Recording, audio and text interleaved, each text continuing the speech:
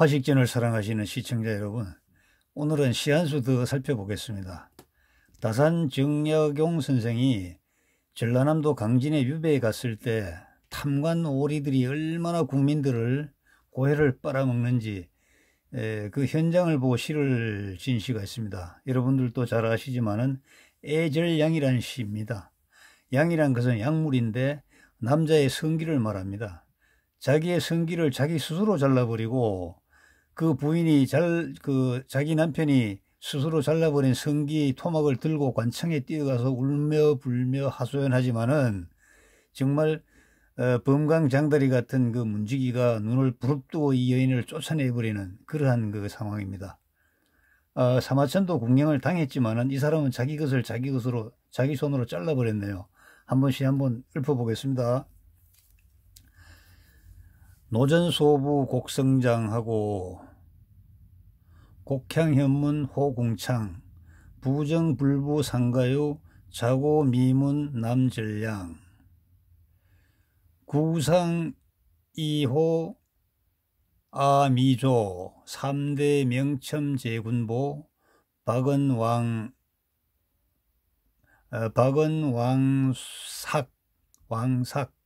왕소 소는 하소연한다는 거고 삭은 이제 두려운 아주 공포스러운 걸 얘기합니다. 호수문 이정포효 우거구라 해석해 볼까요?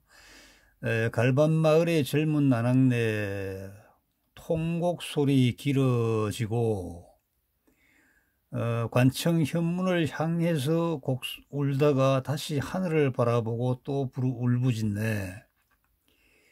남정네가 전쟁에 나가서 돌아오지 못하는 것은 흔히 있는 일이지만은 자고로 예로부터 들어보지 못했네.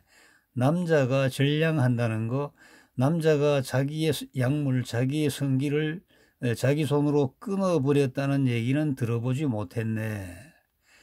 시아버지 상을 당한 지가 요거는 있자는 오래지 않았다, 뭐 끝난 지가 얼마 되지 않았다, 그런 뜻으로 보는 게 좋겠습니다. 호와 명주 베넷보자기에 쌓인 그 아이가 아직 그 마르지도 않았는데 아마 어린 아이를 낳고 베넷보자기에 쌓여 있을 그 당시에 시아버지가 또 죽었나 봅니다. 그런데 요 아이를 군적에 올려버려요. 3대 명첨제 군보라. 요 어린아이가, 그러니까 시아버지, 자기 남편, 자기 아들 3대가 군적에 올라버린 거야. 군적에 올랐는데 왜 세금을 내야 돼요? 지금은 우리 군대 가면 돈을 받잖아요. 국가의 그 귀한 기여비를. 그런데 그때는 군적에 올라가고 군역도 필요하면서 또 돈까지 내야 됐어요. 요 챔이란 게 뭐냐면 배만 볼록해도 이름 짓고 바로 남자인지 여자인지 불문하고 바로 세금을 매기는 겁니다. 이게 원래 관리라는 놈들이 이 나쁜 짓을 하기 시작하면은 이렇게 정말 엄청나게 상상도 하지 못할 정도로 이래 아주 괴물로 변하는데, 이게 옛날만 그렇습니까? 지금도 똑같죠. 제가 보기에는 위안부 할머니들 앞세워 가지고 돈 뒤로 빼돌렸다는 거, 진짜 입이 1000개 10,000개라도 이건 할 말이 없는 거예요. 빨리 사과를 해야 되는데 이 인간들이 사과를 하지 않는 거야. 뭐 이래서 그랬고 저래서 그렇고. 도둑은 도둑이지.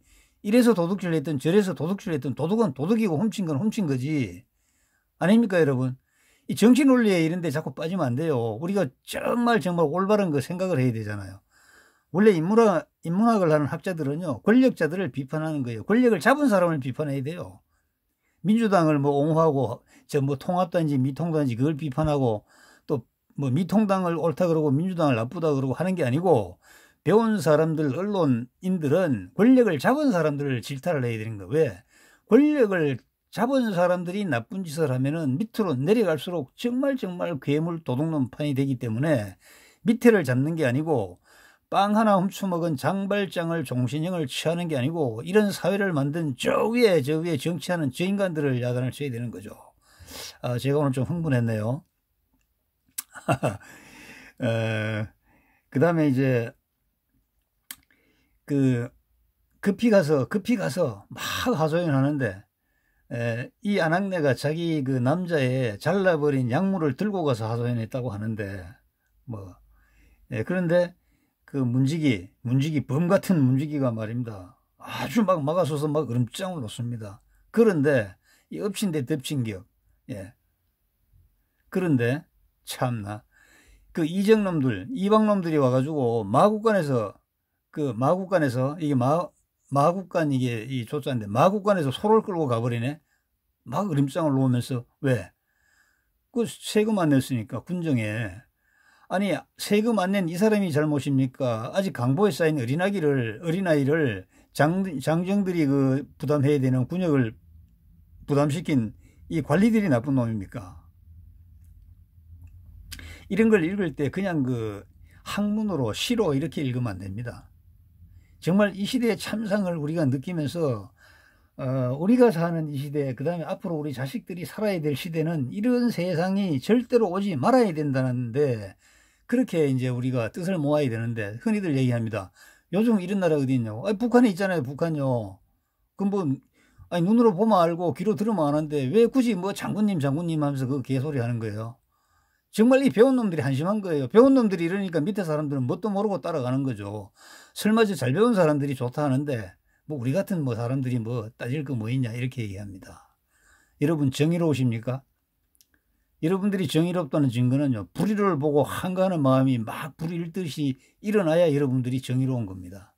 뒤에 앉아가지고 말로만 궁시렁거리는 그건 정의가 아닙니다. 그거는 정말 불의를 보고 분노할 줄 알고, 불의를 보고 분개할 줄 알고, 때에 따라서는 불의를 보고 한가할 줄 아는 그러한 사람들이 정의로운 겁니다. 80년대 90년대 서울의 봄 때 정의로웠잖아요. 군사 독재라는 그 비정상적으로 탄생한 그러한 권력의 최고 정점에 있는 사람들 보고 물러가라고 외쳤잖아요. 최루탄 맞고 죽은 사람도 많았지 않습니까? 이때 우리 천주교 정의구현 사제단을 비롯해서 많은 그 종교인들도 여기에 힘을 실어줬지 않습니까? 그런데 지금은 그 정의, 그 기계가 다 어디로 가버렸습니까?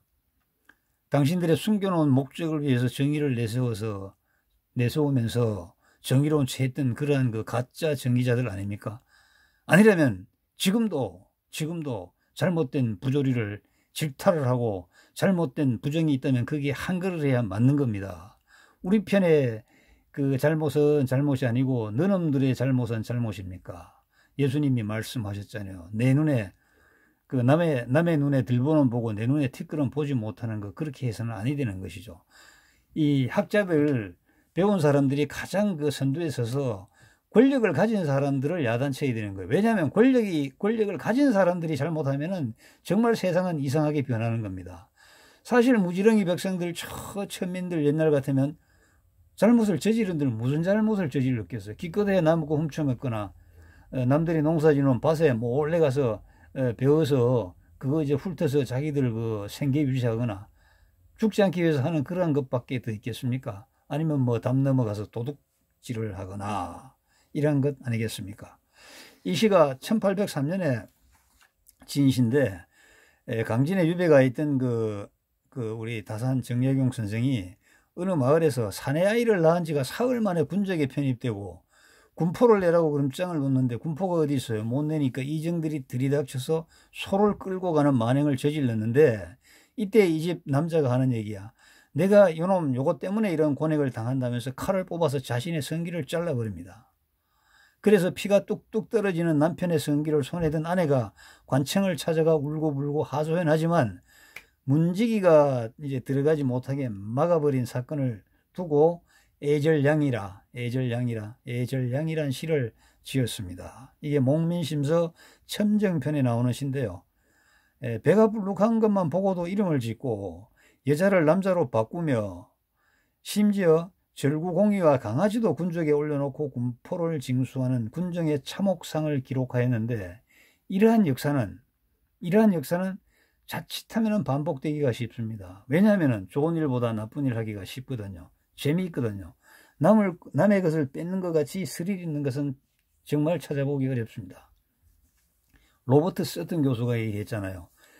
나쁜 짓 하는 게 좋은 짓 하는 것보다가 5배나 확장력이 빠르다고요. 그래서 이 세상은 가만히 두면은 이 정말 도둑놈의 세상, 위로 올라가면은 큰 도둑놈, 내려가면 작은 도둑놈, 정말 모두 도둑놈의 세상 아닙니까? 제가 그저께 과거에 뭐 청와대 그 보안처에도 근무했고 경찰 출신인데 많은 사람들 얘기 보니까 그 당시에 그 운전면허증 하나 발급하는데 그냥 생년월일만 넣으면 발급해 줬는데 그때 3만 원 받았대요. 월급 10만 원이 안 될 때 뒷돈으로 3만 원. 어마어마한 사람들이 이런 짓을 했고 또 요소에 있는 사람들이 자기 아는 사람들에게 이 면허증 발급해 주기 위해서 권력을 이용했죠. 자, 그걸 가운데서 누구 하나 하지 않으면은 아래 위에 흘러가야 한 이 뇌물의 뇌물들이 스톱되잖아요. 그래서 왕따가 되고 찍히는 거지 않습니까? 저도 그 이후 세대입니다만은 그런 경험을 했거든요. 자기들끼리 생각하는 거야. 저 틀림없이 얼마 먹었을 것이라고. 그 조사해보면 나오는 거 아니야. 안 나왔잖아요. 그러니까 도둑놈 논의는 도둑놈 밖에 안 보이는 거고 거짓말쟁이에게는 모든 사람들의 말이 거짓말로 들리는 거죠. 그런 거죠. 그래서 정말 우리 시대가 옛날이나 지금이나 정말 긴장을 늦추면은 정말 부조리와 악이 판칠 우리가 많습니다. 사실 지금도 민주화로 가장한 악이 많아요. 우리가 그걸 보는 눈이 지금 닫혀 있어서 그러지, 또 그들이 옛날에 귀한 공이 있어가지고 관대해서 그러지, 사실 지금 야단칠 게 굉장히 많습니다. 굉장히 많아요. 정말요. 귀족화되고 또 세습화된 그러한 그 노조도 있고, 또 뭐 권력 마찬가지 아닙니까? 뭐 공무원 하나 뽑는데 제가 눈깔 점수라고 어제 얘기했습니다만 그런 이상한 점수 만들어가지고 말입니다. 우리 군대도 보면 이런 얘기가 있어요. 저는 이제 장교 출신이니까 얘기를 자꾸 하는데, 잠재 영향 평가라는 게 있어요. 잠재 영향 평가. 여러분, 잠재 영향이라는 게 뭡니까? 드러난 거 말고 그 속에 숨어 있는 그 사람의 그 고유의 어떤 그 달란트, 고유의 능력, 정말 고유의 그 어떤 그 에너지, 이런 걸 잘 분별해 가지고 그 사람에게 진급도 시키고 중요한 보직도 맡기게 하는 거 아닙니까?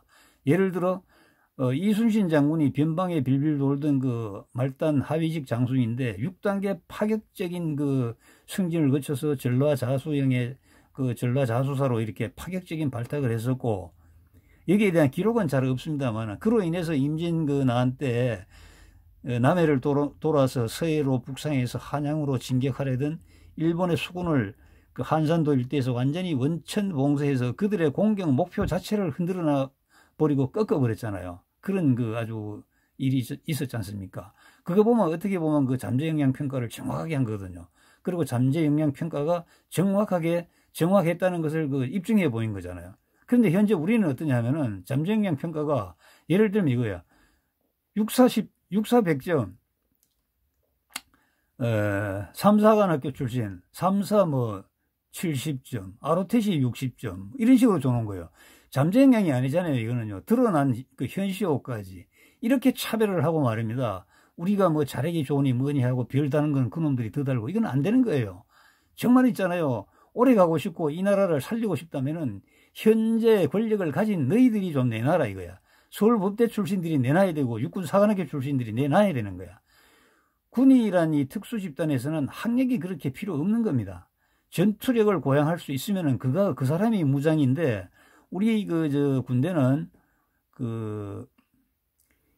무관 집단이면서도 이상하게 문관을 따라가요. 뭐 어디 대학원을 나오고 어디 박사를 나오고 외국 유학을 갔다 오고. 그 왜 외국 유학 그 군사학교 갔다 온 사람들이 왜 외국의 그 좋은 제도는 하나도 안 배워옵니까? 미국의 육군대학 갔다 온 사람들이 그 미군의 그 정말 파워풀한 그 정말 그 에너지 있는 그러한 제도와 그러한 정신 자세는 왜 하나도 안 배워오고 갔다 와서 엉뚱한 짓을 하는 거예요.